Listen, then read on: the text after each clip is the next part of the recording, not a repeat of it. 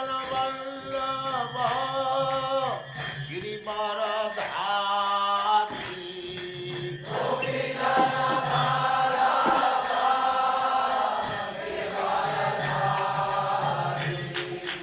गोपी जन वल्लभ गिरिवरधारी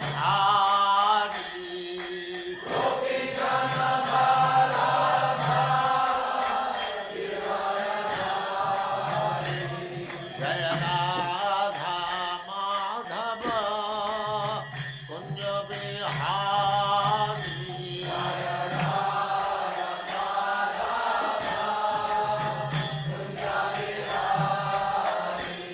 जय राधा माधव कुंज बिहारी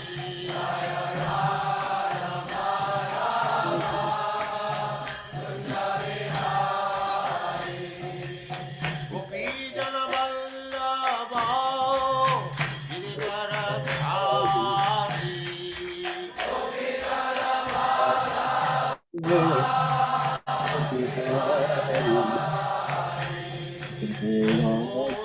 यशोदानंदन व्रज जन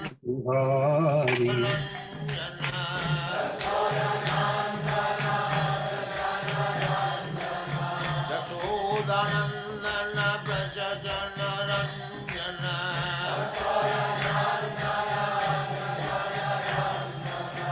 जमुना तीर वनचारी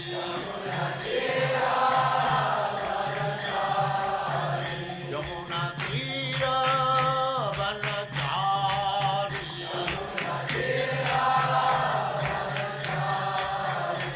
जय राधा माधव कुंज बिहारी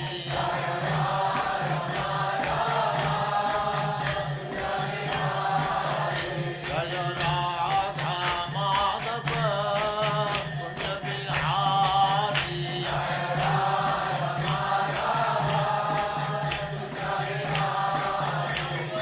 गोपी जन वल्लभ गिरिवरधारी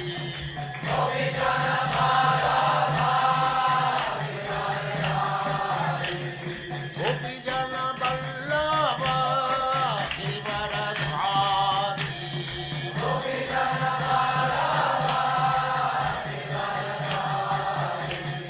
यशोदानंदन व्रज जन रंजन यशोदानंदन व्रज जन रंजन जमुना तीर वनचारी जय राधा माधव कुंज बिहारी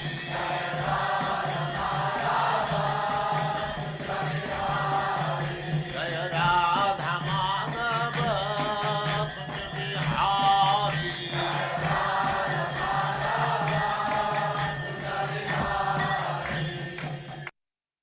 ओम नमो भगवते वासुदेवाय। ओम नमो भगवते वासुदेवाय। ओम नमो भगवते वासुदेवाय। ओम नमो ओम नमो भगवते वासुदेवाय। ओम नमो भगवते ओम ओम नमो भगवते वासुदेवाय। नारायणं नमस्कृत्य नारायणं नमस्कृत्य नरं चैव नरोत्तमं देवं नरोत्तमं देवीं सरस्वतीं व्यासं देवीं सरस्वतीं व्यासं ततो जयमुदीरयेत्। ततो जयमुदीरयेत्। नष्टप्रायेषु भद्रेषु नष्टप्रायेषु भद्रेषु नित्यं भागवत सेवया नित्यं भागवत सेवया भगवते उत्तम श्लोके भक्तिरुत्तमश्लोके भक्तिर्भवति नैष्ठिकी। हरे कृष्णा, आप सबका स्वागत हरे कृष्णा है। प्रभु जी, दंडवत प्रणाम। हरे कृष्णा प्रभु जी। पुरा मया प्रोक्तम अजायनाभे पद्मे निष्णाय मम आदि सर्गे ज्ञानम परम मन महिमा आवभासम यत सूर्यो भागवतम वदन्ति। पुरा मया प्रोक्तम अजायनाभे पद्मे निष्णाय मम आदि सर्गे ज्ञानम परम मन महिमा आवभासम यत सूर्यो भागवतम वदन्ति। मेरे साथ पढ़िए। पुरा मया प्रोक्तम अजायनाभे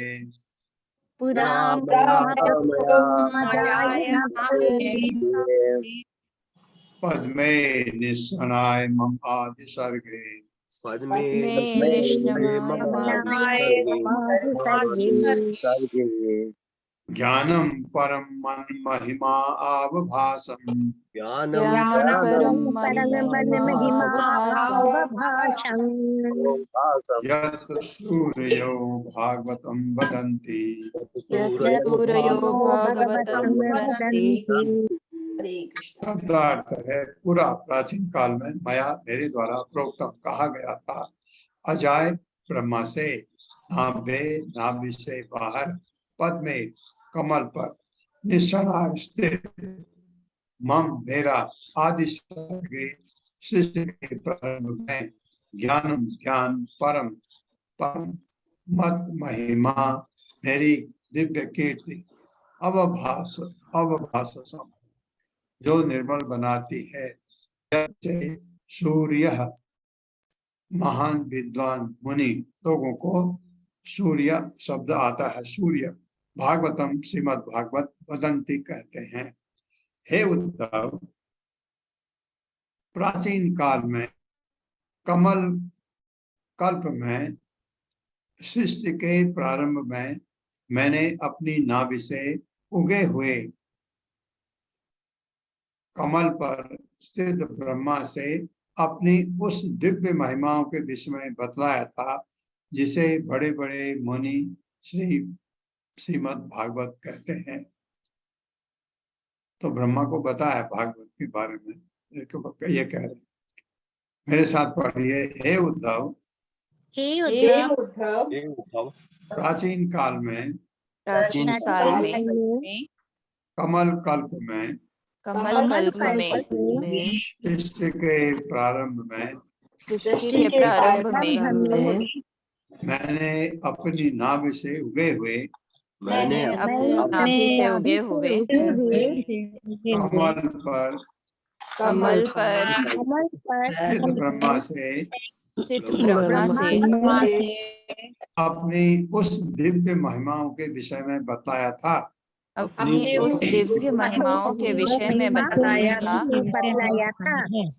जिसे बड़े बड़े मुनि श्रीमद् भागवत कहते हैं। हरे कृष्णा प्रभु जी, दंडवत प्रणाम। कृष्ण शील प्रभुपाद की जय। शील प्रभुपाद द्वारा तात्पर्य। परमात्मा विषयक जो व्याख्या ब्रह्मा ने कही गई थी, जो इस ग्रंथ में द्वितीय स्कंद में पहले ही बताई गई है, उसका और अधिक स्पष्टीकरण यहाँ पर हुआ है। भगवान ने कहा कि ब्रह्मा को बतलाया गया कि श्रीमद् भागवत का संक्षिप्त रूप मेरे व्यष्टित्व स्वरूप की व्याख्या के लिए था। द्वितीय स्कंद के इन चारों श्लोकों की निर्विशेष व्याख्या यही निरस्त हो जाती है। इस संदर्भ में श्रीधर स्वामी ने भी व्याख्या की है कि भागवत में वही संक्षिप्त रूप भगवान कृष्ण की लीलाओं से संबंधित था और वह निर्विशेष तोषण के लिए कदापि नहीं था। हरे कृष्ण प्रभु जी। हरे कृष्ण माता जी, बहुत धन्यवाद आपका। ये कह रहे हैं ये पहले जो इसके शुरू में बताया गया था ऐसा तो संक्षेप में जो ब्रह्मा जी को भगवान कह रहे, मैंने बताया था, कुछ ज्ञान दिया था जिसे बड़े बड़े मुनि लोग श्रीमद् भागवत कहते हैं। वो ज्ञान ब्रह्मा को मैंने दिया था, अपने बारे में बताया था, क्योंकि श्रीमद् भागवत में भगवान कृष्ण के लीलाओं का वर्णन है। भगवत गीता भगवान कृष्ण ने अर्जुन को बताई, ज्ञान दिया। अर्जुन और कृष्ण का संवाद है। अर्जुन पूछते हैं सवाल और भगवान उत्तर देते हैं। भगवत गीता में दोनों का संवाद, जबकि भागवतम में भगवान के महिमा का वर्णन, भगवान के लीलाओं का वर्णन है।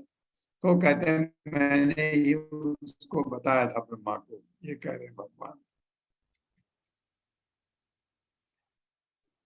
इत्यादृतोक्तः परमस्य पुंसः प्रतिक्षण अनुग्रह भाजनो अहम् स्नेहोत्तरो मां स्खलिताक्षरस्तम् मुच्चञ्ज शुचः प्राञ्जलि आबभासे।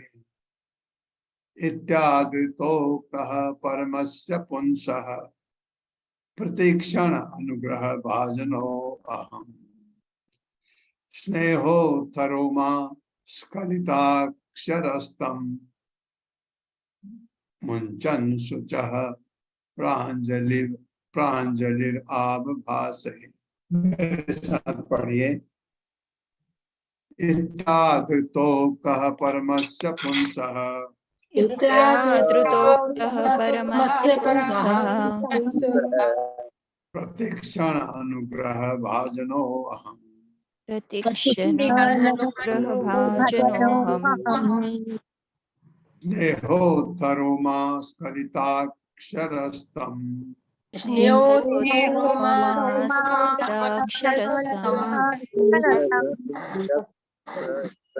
मुञ्चन् शुचः प्राञ्जलिराबभासे। मुञ्चन्प्राञ्जलि आवभाषे।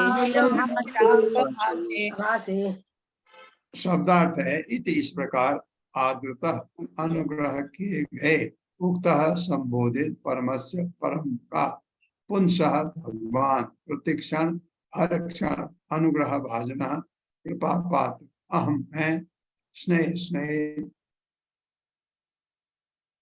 उत्थ रोमा शरीर के रोए स्खलित स्थित के तम उसको मंथन कर आंसू प्रांजलि हाथ जोड़े आबभासे कहा। उद्धव ने कहा, विदुर उद्धव की बात हो रही तो भगवान की बात अभी आ रही। उद्धव ने कहा, हे विदुर, जब पूर्ण पुरुषोत्तम भगवान द्वारा इस प्रकार से प्रत्यक्ष। माता जी आवाज नहीं आ रही। आ रही है प्रभु जी, म्यूट कर दिया। हरे कृष्णा। उद्धव ने कहा, जब मैं पूर्ण पुरुषोत्तम भगवान द्वारा इस प्रकार से प्रतिक्षण कृपा भजन बना हुआ था और उनके द्वारा अति स्नेह पूर्वक संबोधित किया जा रहा था, तो मेरी वाणी रुककर आंसू के रूप में बह निकली और मेरे शरीर के रोम खड़े हो गए। अपने आंसू पोंछकर और दोनों हाथ जोड़कर मैंने इस प्रकार बोला। विदुर बता रहे हैं, मेरे साथ पढ़िए। उद्धव ने कहा, हे विदुर, जब मैं पूर्ण पुरुषोत्तम भगवान द्वारा इस प्रकार से प्रतिक्षण कृपा भाजन बना हुआ था, यानी ये हुआ कि वो हर क्षण भगवान की कृपा प्राप्त कर रहे थे और उनके द्वारा अति स्नेह पूर्वक संबोधित किया जा रहा था, संबोधित किया जा रहा था। तो मेरी वाणी तो मेरी वाणी रुककर रुककर आंसू के रूप में बह निकली आंसुओं के रूप में बह निकली और मेरे शरीर के रोम खड़े हो गए। और मेरे शरीर के रोम खड़े हो गए। अपने आंसू पहुंचकर अपने आंसू आंसू पोंछकर और दोनों हाथ जोड़कर और दोनों हाथ जोड़कर मैं इस प्रकार बोला। मैं इस प्रकार बोला। बोला 15वां श्लोक। क्या बोले उद्धव, क्या बोले ये बताया। को न्विषते पाद सरोज भाजा सुदुर्लभो अर्थेषु चतुर्स्वपीह तथापि न अहं प्रवीणोमि भूमन् भवत्पदाम्भोज निषेवणोत्सुकः। मेरे साथ पढ़िए धीरे धीरे। को न्विषते पाद सरोज भाजा को नीशते पाद सरोज भाजा सुदुर्लभो अर्थेषु चतुर्स्वपीह दुर्लभो अर्थेषु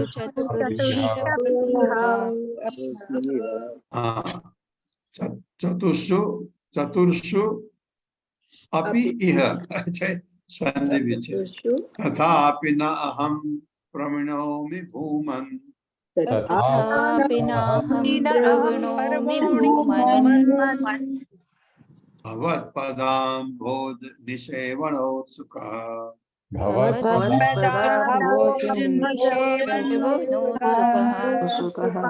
पदार्थ है कहा नु ईश्वर,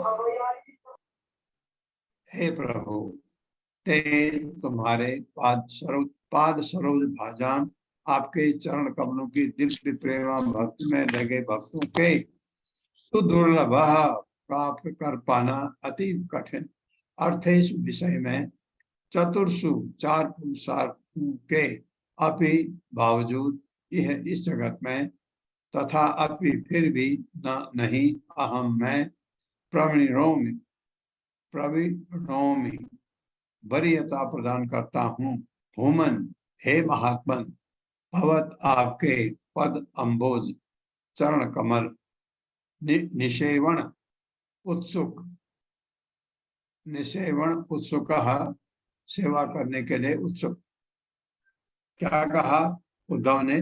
हे प्रभु जो भक्तगण आपके चरण कमलों की दिव्य प्रेमा भक्ति में लगे हुए हैं उन्हें धर्म अर्थ काम तथा मोक्ष इन 4 पुरुषार्थों के क्षेत्र में कुछ भी प्राप्त करने में कोई कठिनाई नहीं होती, किंतु हे भूमन जहां तक मेरा संबंध है मैंने आपके चरण कमलों की प्रेमा भक्ति में ही अपने को लगाना श्रेयस्कर माना है।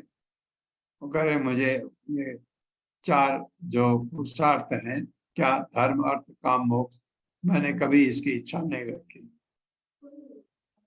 मेरे साथ पढ़िए। हे प्रभु जो भक्तगण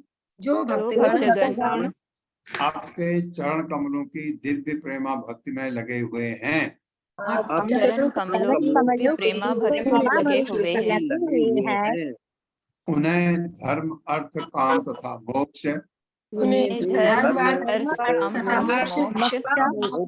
इन 4 पुरुषार्थों के क्षेत्र में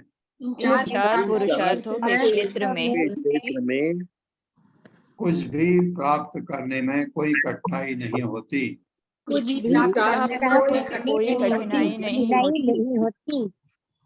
किंतु हे भूमन जहाँ तक मेरा संबंध है मैंने आपके चरण कमलों की प्रेमा भक्ति में ही अपने को लगाना श्रेयस्कर माना है।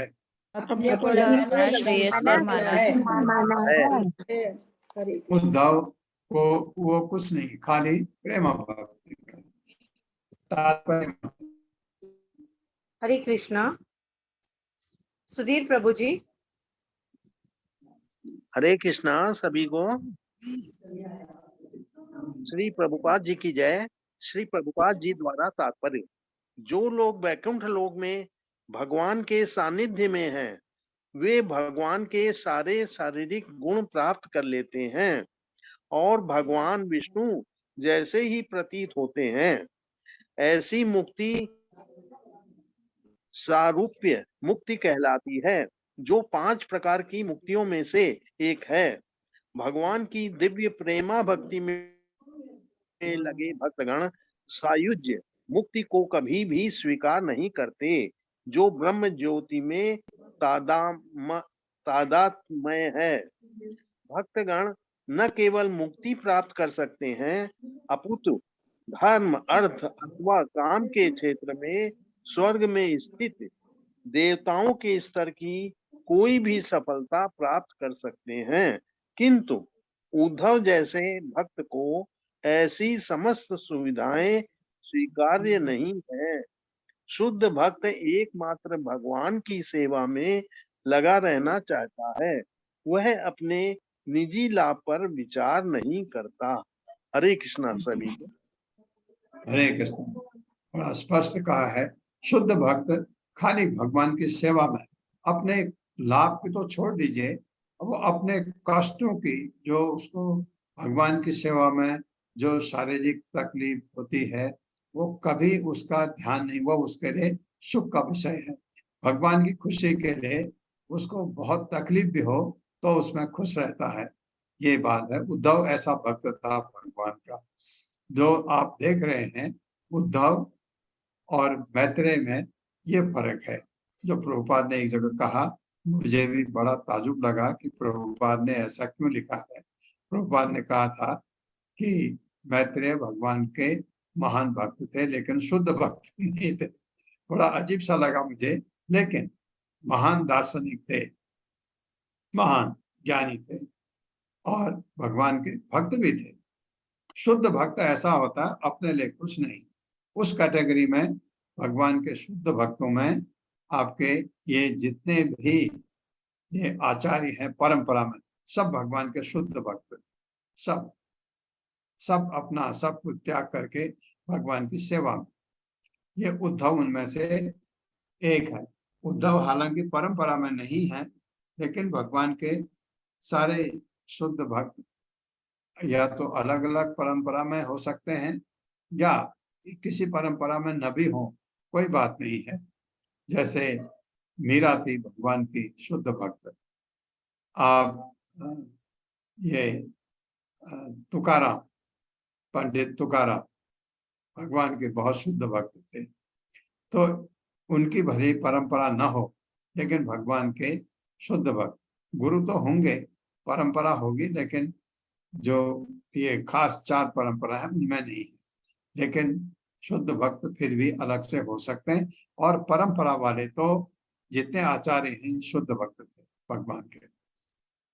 और उसके बाहर आपको बहुत सारे भगवान के भक्त मिलेंगे जो महानतम हैं। महानतम भक्तों में मैं कल भी आपको बता रहा था, देवता आते हैं, देवता लोग, मैत्रेय मुनि आते हैं। मैत्रेय मुनि महानतम भक्त कहिए आप भगवान के। भगवान ने मैत्रेय मुनि को, उनके मैत्रेय मुनि आए ना उधर भगवान के, जब भगवान का तिरोधान हो रहा था, मैत्रेय मुनि भी वहां पहुंचे। तो इसका मतलब है कि मैत्रेय मुनि उस स्तर के भक्त थे जिन्हें भगवान जाते हुए देख, जो भगवान को तिरोधान के समय देख पाए, और उसमें से उद्धव भी एक था। तो उद्धव भगवान का शुद्ध भक्त। इसलिए 16वां श्लोक है, कर्माणि अनीहस्य भवो अभवस्यते दुर्गाश्रयो अथारि भयात् पलायनम्। कालात्मनो यत् प्रमदायुताश्रमः स्वात्मन्रते खिद्यति धीर्विदाम् इह कर्माणि अनीहस्य भवो अभवस्यते दुर्गाशयोरथा अथारि भयात् पलायनम्। कालात्मनो मतलब कालात्मनो यत् प्रमदायुत आश्रमः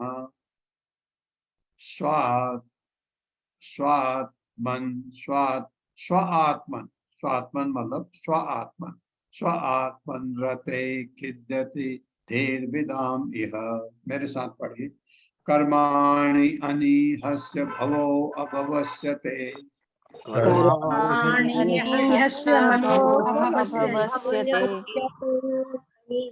दुर्गाशयोर अथारि भयात् पलायनम्।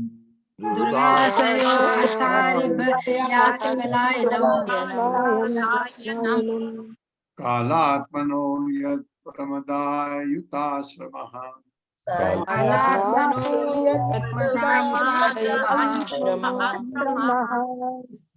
आत्मन्रते खिद्यति धीर्विदाम् इह।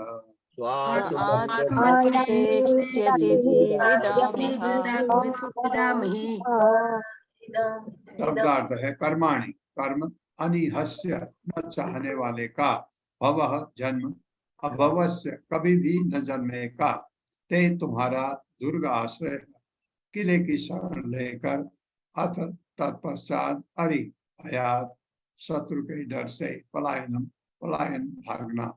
काल आत्मनः नित्य काल के नियंता का यत जो प्रमदा आयुत स्त्रियों की संगति में आश्रम गृहस्थ जीवन स्व आत्मन अपनी आत्मा में रते रमण करने वाली खिद्यति विचलित होती है धीह बुद्धि विदाम विद्वान की यह इस जगत में।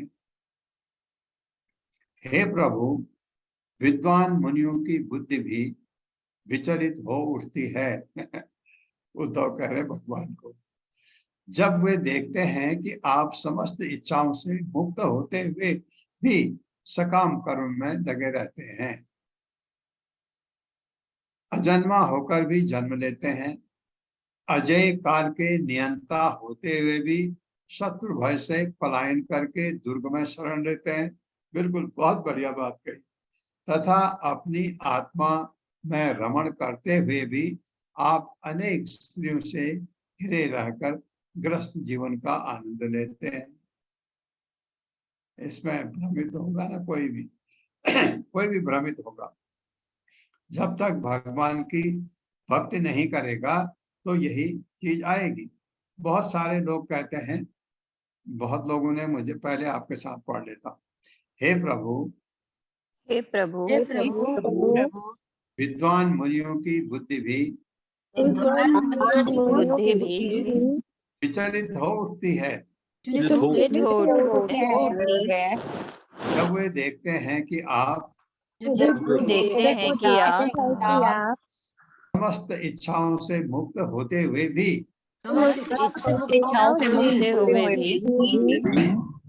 सकाम कर्म में लगे रहते हैं।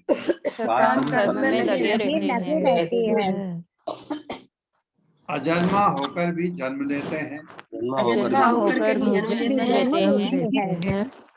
अजय काल के नियंता होते हुए भी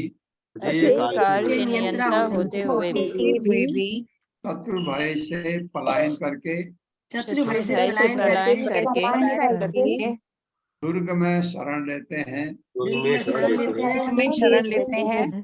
तथा अपनी आत्मा में रमण करते हुए भी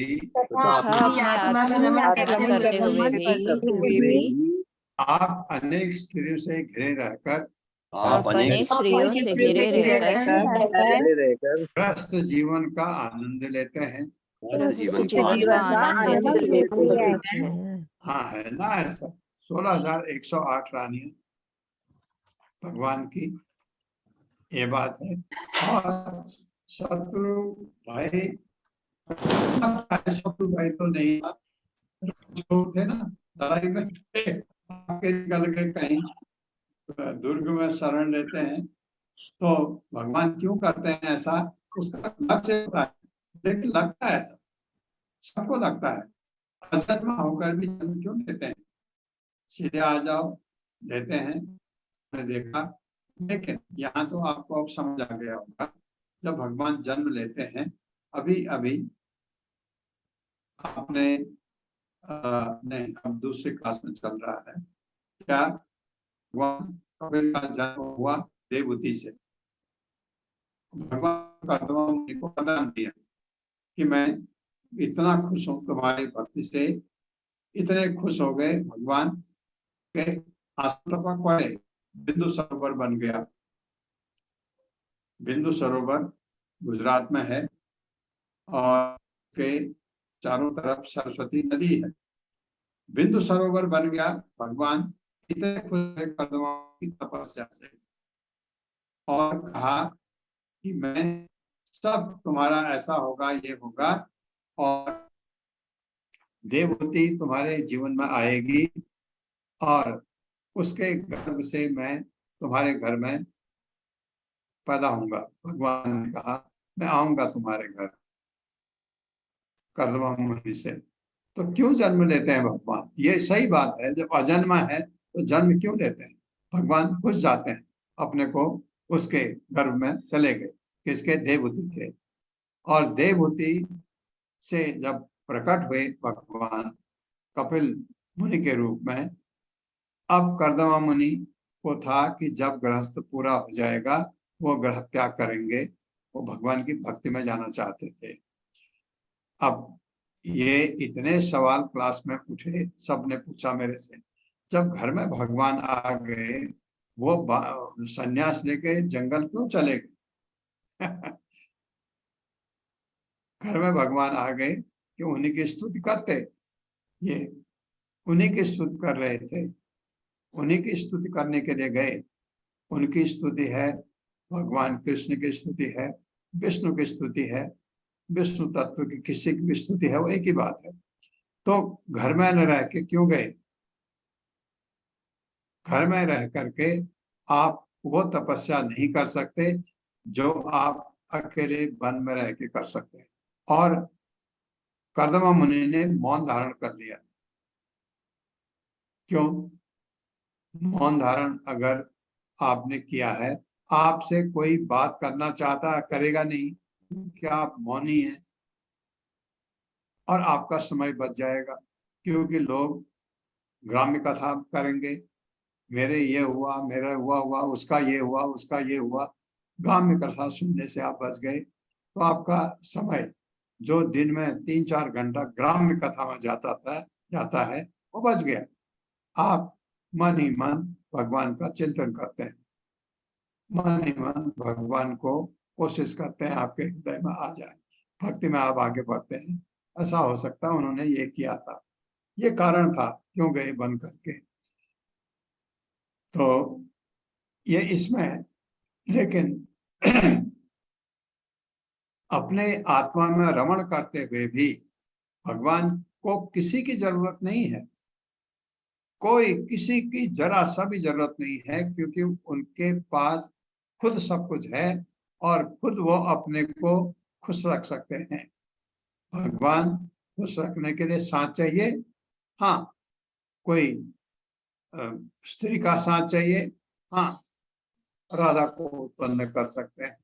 कोई पुरुष का साथ चाहिए, बलदेव को पैदा कर सकते हैं, विस्तार कर सकते हैं। भगवान तो ऐसे हैं। तो कहते हैं जब खुद में रमण करते हैं, खुद में अपने आप में, तो फिर इतने स्त्रियों से घिरे क्यों रहते हैं, ग्रस्त का आनंद लेते हैं, क्वेश्चन मार्क है। ये सबके जितने लोग, मैं जैसे आपको बता रहा था, मुझे भी बहुत लोग ये चीज पूछते हैं कि भगवान कृष्ण हमको पसंद हैं, लड़ाई के समय लड़ते हैं लड़ते भी हैं, झगड़ते भी हैं, कलयुग के लिए जो ज्ञान मिलता है उनसे बड़ा अच्छा है, ग्रस्त भी का भी मजा लूटो, इसका भी मजा लूटो, ऐसे बातें करते हैं लोग, नहीं समझ पाते। क्योंकि जब तक आप पढ़ते नहीं हैं, जब तक आप किसी आचार्य से सुनते नहीं हैं, जैसे हम प्रभुपाद से सुन रहे हैं, तो हमको समझ आता है भगवान की वो लीला थी। भगवान का कोई न बाप है न कोई बेटा है भगवान का, लेकिन भक्त को खुश करने के लिए भगवान कुछ भी बन जाते हैं, कुछ भी कर सकते हैं। भक्तों के पीछे पीछे, भक्तों के, हमारे नहीं, भक्तों के पीछे पीछे आप देखते हैं कर्दमा मुनि इतने बड़े भक्त थे, भगवान आके दर्शन दिया कर्दमा मुनि को, ये बताया ऐसा होगा। और अर्जुन को भगवान ने कितना कुछ कहा। अर्जुन को पता था ये भगवान है, बट इतना पता नहीं था कि इतने महान अर्जुन को बाद में पता लगा। 11वें अध्याय के बाद अर्जुन समझा कि ये तो कुछ भी कर सकते हैं। तो ऐसा है, भक्त को तो पता रहता है, तो पढ़ के भक्ति के मार्ग में आने से ये चीजें लगती हैं। प्रभुपाद क्या कहते हैं ये सुनते हैं। तात्पर्य माता जी। हरे कृष्ण। अत्रि मोदक माता जी। हरे कृष्ण। तात्पर्य श्रील प्रभुपाद की जय। श्रील प्रभुपाद के द्वारा श्री भगवान के शुद्ध भक्त भगवान के दिव्य ज्ञान विषयक दार्शनिक चिंतन से बहुत अधिक वास्ता नहीं रखते, न ही भगवान को पूर्ण ज्ञान प्राप्त कर पाना संभव है। उन्हें भगवान के विषय में जो भी अल्प ज्ञान रहता है वो उनके लिए पर्याप्त होता है, क्योंकि भक्तगण भगवान की दिव्य लीलाओं के श्रवण तथा कीर्तन से ही तुष्ट रहते हैं। इससे उन्हें समस्त दिव्य आनंद मिलता है। किंतु भगवान की कुछ लीलाएं इन शुद्ध भक्तों तक को परस्पर विरोधी प्रतीत होती है। अतः उद्धव ने भगवान से उनकी लीलाओं की कुछ परस्पर विरोधी घटनाओं के विषय में पूछा। ऐसा वर्णन किया जाता है कि भगवान को स्वयं कुछ नहीं करना पड़ता, और वस्तु तो ऐसा ही है, क्योंकि भौतिक जगत के सृष्टि तथा उसके पालन तक में भगवान को कुछ नहीं करना होता। तब ये सुनना विरत प्रतीत होता है कि भगवान अपने शुद्ध भक्तों की रक्षा हेतु गोवर्धन पर्वत को स्वयं उठाते हैं। भगवान तो परम ब्रह्म हो, परम सत्य, परम पुरुष है, जो मनुष्यों की तरह प्रकट होते हैं। किंतु उद्धव को संदेह था कि क्या वे उनके दिव्य कार्य कर सकते हैं। पूर्ण पुरुषोत्तम भगवान तथा निर्विशेष ब्रह्म में कोई अंतर नहीं है, तो फिर भगवान को इतने सारे कार्यों कैसे करने होते हैं, जबकि निर्विशेष ब्रह्म के लिए ये कहा गया है कि उसे भौतिक या आध्यात्मिक रूप से कुछ भी नहीं करना होता। यदि श्री भगवान सदा अजन्मा है, तो फिर वे वसुदेव तथा देवकी के पुत्रों के रूप में कैसे जन्म लेते हैं। वे सर्वोपरि भय रूपी काल के लिए भी भयावह है, फिर भी वे जरासंध से लड़ने से भयभीत रहते हैं और दुर्ग में शरण लेते हैं। जो अपने में पूर्ण हो, वे किस तरह अपने स्त्रियों की संगति में रस लेते हैं।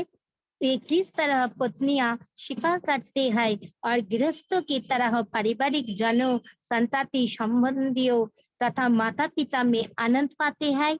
ये सारी परस्पर विरोधी दिखने वाली घटनाएं बड़े से बड़े विद्वान को भी विमोहित करती है, जो इस तरह मोहित होने के कारण ये नहीं समझ पाते कि अकर्मण्यता तत्व है या उनके कार्यकलाप मात्र अनुकरण है। इसका हल ये है कि श्री भगवान को किसी भी संसारी वस्तु से कोई सरोकार नहीं होता, उनके सारे कार्यकलाप दिव्य है। इसे संसारी चिंतक नहीं समझ पाते।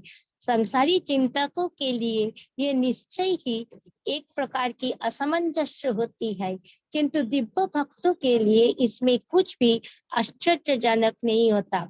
परम सत्य की ब्रह्मा धारण निश्चय ही समस्त संसारी कार्यों को नकारना है, किंतु परम ब्रह्म की अवधारणा दिव्य कार्यों से ओतप्रोत है। जो व्यक्ति ब्रह्म तथा परम ब्रह्म की अवधारणाओं के अंतर को जानता है, वही असली अध्यात्मवादी है। ऐसे योगियों के लिए कोई विभ्रम नहीं होता। श्रीमद् भगवत गीता 10.2 में श्री भगवान स्वयं भी घोषित करते हैं, बड़े बड़े मुनि तथा देवता तक मेरे कार्यों तथा मेरी दिव्य शक्तियों के बारे में मुश्किल से कुछ जान सकते हैं। श्री भगवान के कार्यों को सही व्याख्या भीष्म पितामह ने श्रीमद् भागवतम 1.9.16 में इस प्रकार की है। न हि अश्य कर्हि चेत् राजन् पुमन् वेद विधिक्षितम् यद् विजिज्ञासया युक्ता मुह्यन्ति कवयोऽपिः। हरे कृष्ण। हरे कृष्ण। तो प्रभुपाद ने समझा दिया। तो भगवान का कोई भी कार्यकलाप जो भी करते हैं वो हमेशा दिव्य होता है। आपको लगेगा भगवान का कार्यकलाप, जैसे आपको लगा कि भगवान अर्जुन का रथ चला रहे थे, ये कार्यकलाप भौतिक लगता है कि युद्ध में किसी के आप रथ हाँक रहे हैं ये, लेकिन भगवान का कार्य, कोई भी कार्य भौतिक होता ही नहीं है। भौतिक कार्य से भगवान अछूता होते हैं, जन्म नहीं लेते, ये तो आपको पता है। और ये जो इतने रानियां उनके पास रही हैं, भगवान के भक्त हैं, अपने भक्तों को भगवान अपने पास रखते हैं। उन्होंने कहा कि मुझे, जैसे रुक्मिणी ने लिखा, भगवान को संदेश भेजा, मुझे उठा लो, मैं आपकी हो चुकी हूँ, मैंने आपके अलावा किसी के बारे में सोच नहीं सकती। भगवान के ऐसे भक्त को भगवान उठा लेते हैं, उठा लिया। ये सब भगवान के दिव्य कार्य हैं जो भौतिकतावादी लगते हैं, है नहीं भौतिकतावादी। प्रभुपाद बता रहे हैं। 17वां श्लोक है मंत्रेषु मां वा उपहूयत्वम् अकुंठिता खंड सदात्मबोध प्रचे प्रभो मुग्ध इवा प्रमत्स तन्नो मनो मोहयतीव देव। मंत्रेषु मां वा उपहूय यत्त्वम् अकुंठित अखंड सदात्मबोध प्रचे प्रभो मुग्ध इवा प्रमत्तस तन्नो मनो मोहयतीव देव। मेरे साथ पढ़िए।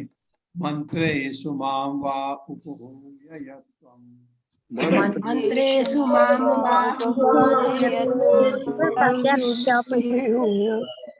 अकुंठित अखंड सदात्मबोध अखंड सदात्मबोध प्रचे प्रभो मुग्ध इवा प्रमत्तस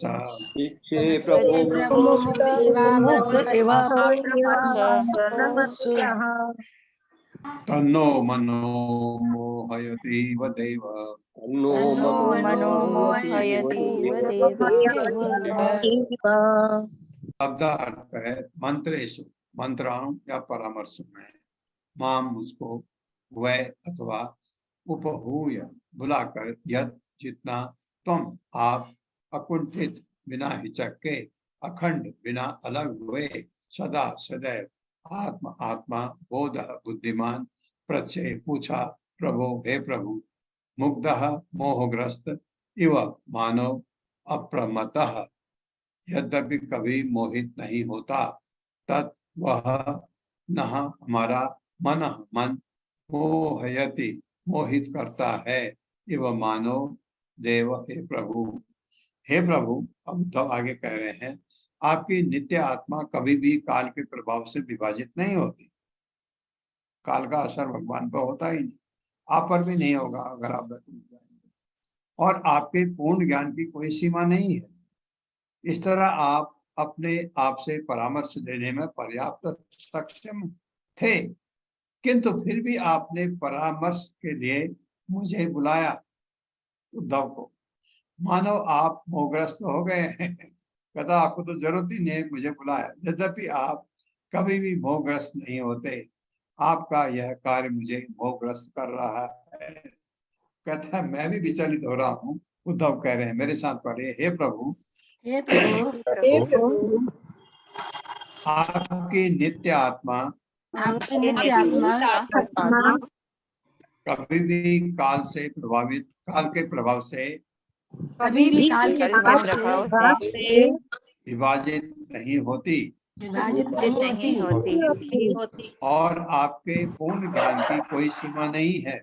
और आपके पूर्ण ज्ञान की कोई सीमा नहीं है।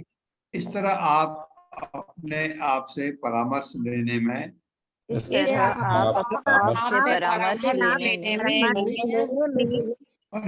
पर्याप्त सक्षम थे, पर्याप्त सक्षम थे, किंतु फिर भी आपने फिर भी आपने परामर्श के लिए मुझे बुलाया। परामर्श के लिए मुझे बुलाया। मानो आप मोहग्रस्त हो गए हैं। हो गए हैं, यद्यपि आप कभी भी मोहग्रस्त नहीं होते। यद्यपि आप मोहग्रस्त नहीं होते। आपका यह कार्य मुझे मोहग्रस्त कर रहा है। आपका यह कार्य मुझे मोहग्रस्त कर रहा है। हाँ, मोहग्रस्त कौन होता है? जो माया के अंडर है। भगवान तो माया के अंडर है नहीं, माया भगवान के अंडर है। तो वो कह रहा है कि आपके ये कार्य मुझे भी मोहग्रस्त कर रहे हैं। उद्धव पूछ रहे हैं तात्पर्य। हरे कृष्ण गोपाल झा प्रभु जी। हरे कृष्णा माता जी, हरे कृष्णा प्रभु जी, दंडवत प्रणाम। श्री प्रभुपाद जी की जय। श्री प्रभुपाद जी के द्वारा उद्धव वास्तव में कभी भी मोहग्रस्त नहीं थे, किंतु वे कहते थे कि ये सभी विरोधी बातें मोहग्रस्त बनाने वाले प्रतीत होती है। कृष्ण तथा उद्धव के बीच का सारा विचार विमर्श मैत्रेय के लाभार्थ था, जो पास ही बैठे थे। भगवान उद्धव को परामर्श के लिए बुलाते रहते थे।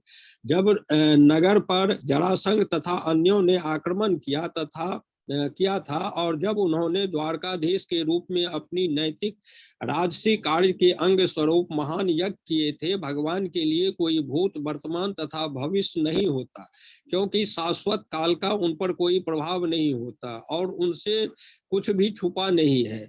वे शाश्वत आत्म प्रबुद्ध है। अतः परामर्श रूप प्रकाश पाने के लिए उनका उद्धव को बुलाना निश्चित रूप से आश्चर्यप्रद है। भगवान के ये सारे कार्य परस्पर विरोधी प्रतीत होते हैं। यद्यपि भगवान के नैतिक कार्यों में कोई विरोध नहीं है, इसलिए उन्हें उसी रूप में देखना अच्छा होगा और उनकी व्याख्या करने का कोई प्रयास नहीं किया जाना चाहिए। हरे कृष्णा प्रभु जी। हाँ, अगर आप विरोधाभास कार्य का आप व्याख्या करने की कोशिश करेंगे और उलझ जाएंगे, तो ये नहीं कर, प्रभुपाद कह रहे हैं नहीं करना चाहिए। लेकिन जो उन्होंने किया, उद्धव को परामर्श के लिए क्यों बुलाया? भगवान अपने भक्त को ये पद भी देना चाहते हैं कि वो भगवान को भी सलाह दे सकते हैं। ऐसा उनको जरूरत है नहीं ऐसी, ये प्रभुपाद कह रहे हैं।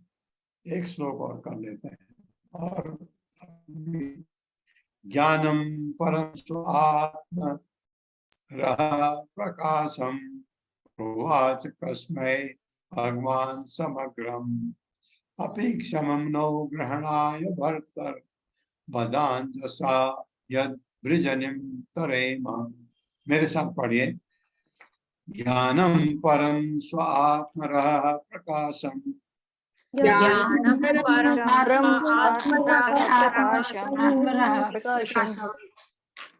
प्रोवाच कस्मै भगवान समग्रम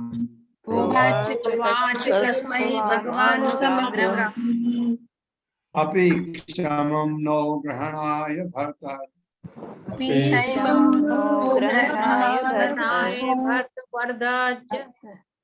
बदांजसा यद वृजनं तरेम।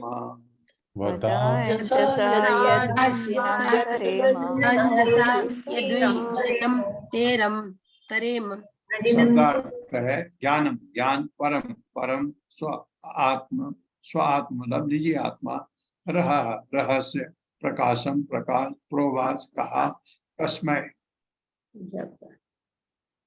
ब्रह्मा से, भगवान समग्रम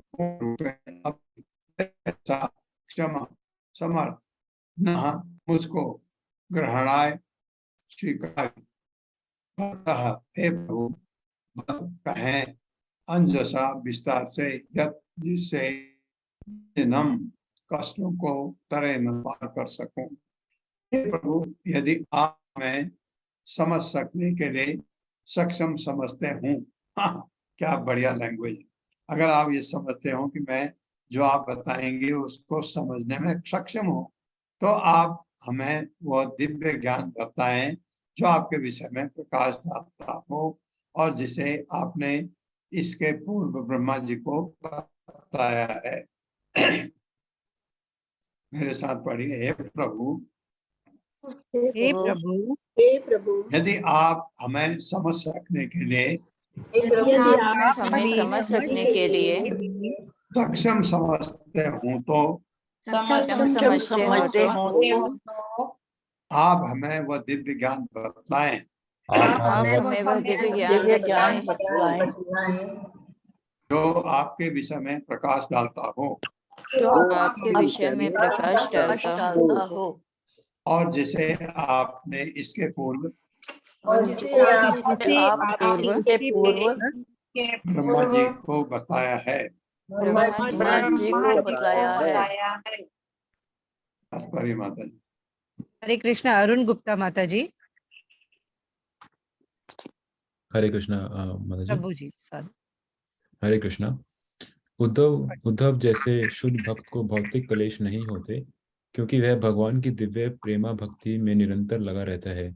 एक भक्त भगवान के सानिध्य के बिना दुखी रहता है।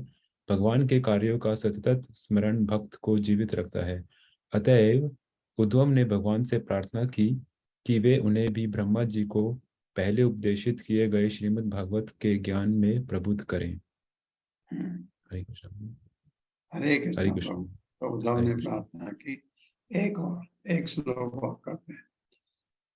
इत्यावेदितहार्दाय मह्यम आदाय मह्यम स भगवान पर आदिदेशार बिंदाक्ष आत्मनः परमां स्थितम्। मेरे साथ पढ़िए।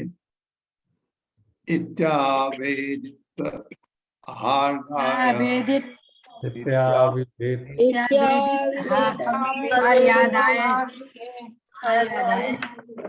मह्यम सा भगवान पर आदिदेश अरविंदाक्ष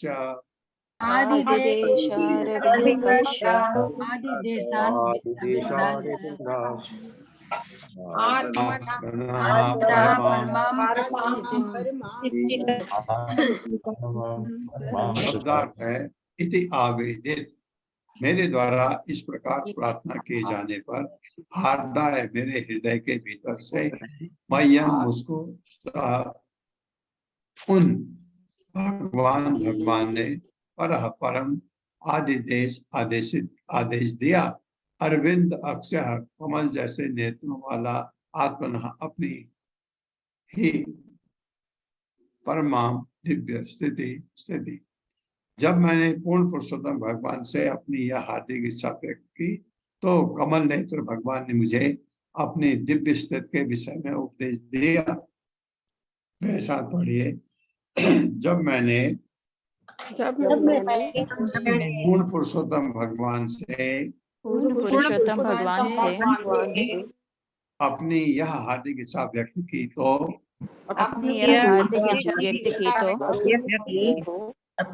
कमल नेत्र भगवान ने मुझे अपनी दिव्य स्थिति के विषय में उपदेश दिया। तो उसको जो भी डाउट था उद्धव को सब दूर हो गया। तात्पर्य माता जी। हरे कृष्ण। शैला उपाध्याय माता जी। हरे कृष्ण माता जी। हरे कृष्ण प्रभु जी। तात्पर्य शील प्रभुपाद द्वारा शील प्रभुपाद की जय। इस श्लोक में परमाम स्थितिम शब्द महत्वपूर्ण है। श्री भगवान की दिव्य स्थिति के विषय में तब भी ब्रह्मा से कुछ नहीं कहा गया था। जब श्रीमद् भागवतम के 4 श्लोकों स्कंद 2 अध्याय 9 श्लोक नंबर 33-36 की व्याख्या की गई।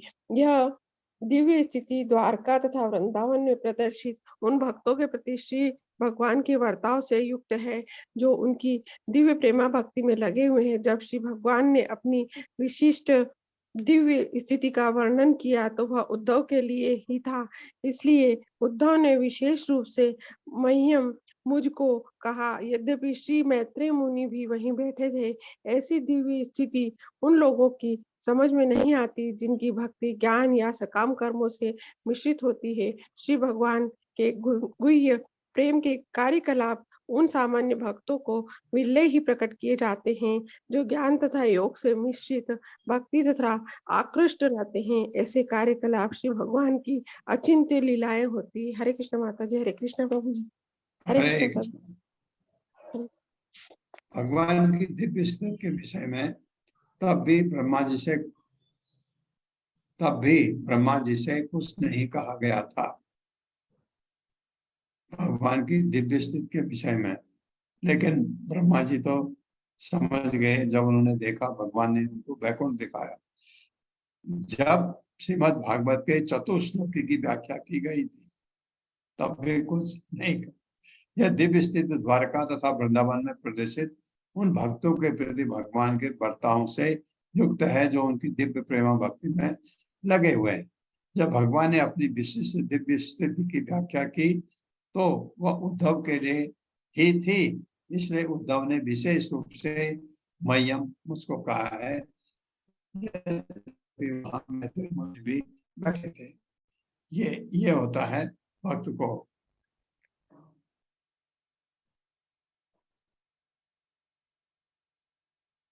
ये श्लोक तो नहीं होगा।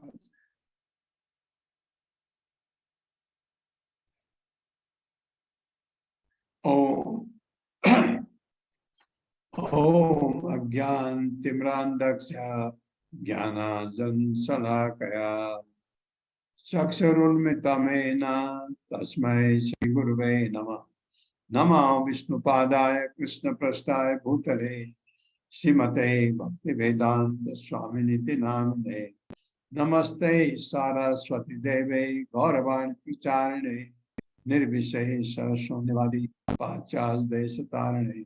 जय हो श्री कृष्ण चैतन्य प्रभु नित्यानंद श्री अद्वैत गदाधर शिवासादि गौर भक्तवृंद। हरे कृष्णा कृष्ण कृष्ण हरे हरे, हरे राम राम राम हरे हरे। हरे कृष्णा। बहुत प्रश्न है। पार्था सारथी प्रभु